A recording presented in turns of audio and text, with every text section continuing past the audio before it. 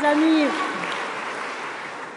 chers camarades, je voudrais m'adresser pour conclure à nos candidats, dont je souhaite qu'ils soient demain partout à travers tout le pays et à travers toute l'Europe, nos députés européens.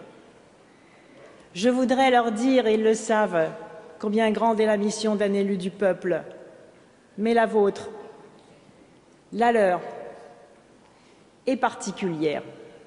Elle est unique. Demain à Strasbourg et à Bruxelles, vous serez les représentants des peuples de l'Union européenne.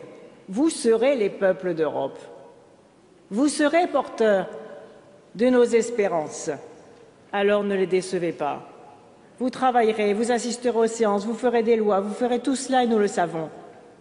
Mais vous devez faire plus. Vous devez faire l'Europe unie des peuples d'Europe. Et votre mandat sera peut-être historique. Il dépend de vous qu'il le soit. La crise arrase les statuts, les salaires dévalent la pente, l'insécurité sociale grandit, le climat malade bouleverse nos équilibres, l'environnement est pollué par la cupidité. Alors il y a urgence.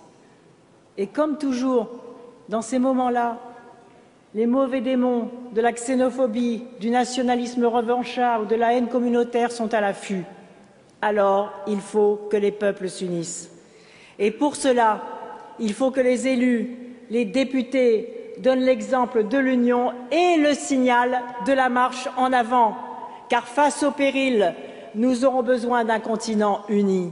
Face aux dangers, nous aurons besoin d'un Parlement à l'avant-garde de la démocratie en Europe, portant la voix des peuples.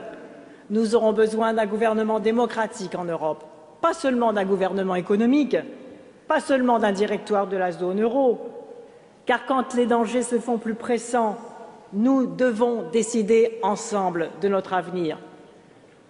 Il est là le moment. Il est là le rêve d'hier des bâtisseurs. Elle est là la nécessité pour demain, le tournant.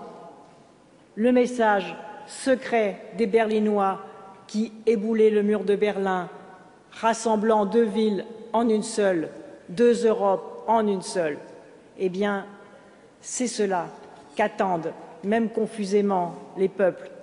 Et c'est cela qui les dépite, tellement nous répondons en deçà de leurs désirs, de nos désirs parfois les plus enfouis. Nous, peuples d'Europe, nous ne demandons pas une directive de plus, même si c'est utile. Nous ne demandons pas un règlement de plus, même si c'est indispensable. Nous, peuple d'Europe, qui voulons une vie meilleure, que nous disent-ils? Nous voulons plus d'Europe et mieux encore, une Europe de plus. Une Europe plus juste, plus attentive, plus démocratique, plus efficace, plus passionnée, plus combative aussi pour la paix du monde. Une Europe qui, par exemple, serait capable de se dresser contre la junte birmane, gelant leurs avoirs financiers pour obtenir la libération d'Aung San Suu Kyi, par exemple, en soutenant la proposition de la Fédération internationale des droits de l'homme qui a proposé de priver la junte birmane de ses revenus gaziers en les versant sur un compte placé sous séquestre et sous le contrôle de la communauté internationale tant que persistera en Birmanie l'asservissement d'un peuple. Voilà l'Europe que nous voulons voir se lever. Alors, à vous, députés européens, socialistes et de gauche, de saisir toutes les occasions pour faire bouger les lignes et de laisser envahir d'espoir les travées du Parlement européen. À vous de décider que nos prochaines listes seront transnationales. À vous de décider que nous élirons un président de l'Europe. Et surtout, à vous de décider que le moment est venu de créer les États-Unis d'Europe. C'est vous qui le ferez. Saisissez l'occasion. Saisissez cette occasion. Ne la laissez pas passer. Elle sera historique. N'écoutez pas le moment venu ceux qui vous diraient que ce n'est pas votre mandat. Les délégués des États généraux n'avaient pas non plus reçu le mandat de décréter les droits de l'homme, et pourtant ils l'ont fait. Et qui songerait aujourd'hui à leur reprocher? N'hésitez pas, députés socialistes, à faire rentrer l'Europe dans l'histoire. Appelez les parlements nationaux en renfort. Ils vous rejoindront, n'est-ce pas Jean-Marc? Appelez les peuples en soutien. Ils convergeront. Des obstacles, vous en aurez. Les forces de l'argent vous barreront le chemin. Et si vous trébuchez, relevez-vous, reprenez votre souffle pour continuer l'effort jusqu'à la ligne d'arrivée. Et ce jour-là, enlevez vos écouteurs et écoutez le tumulte des places et des rues, la joie et la fête, un langage qui se passe de traduction, le langage des peuples unis. Ce jour-là, vous proclamerez les États-Unis d'Europe. Et si ce n'est pas ce jour-là, ce sera le lendemain.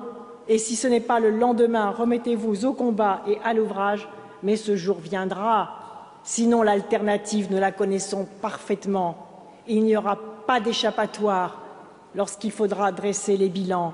Ou l'Europe marche vers l'unité politique, ou elle se disloquera dans les nationalismes. Et souvenons-nous de François Mitterrand, le nationalisme, c'est la guerre.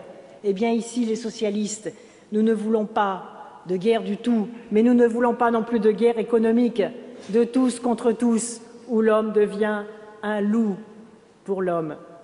À l'opposé, nous les connaissons, les ciments politiques des États-Unis d'Europe, la justice sociale au service de l'efficacité économique, une démocratie exemplaire, un combat écologique et des libertés toujours plus grandes. Les socialistes se sont donné la mission de l'Europe unie, sociale, humaniste.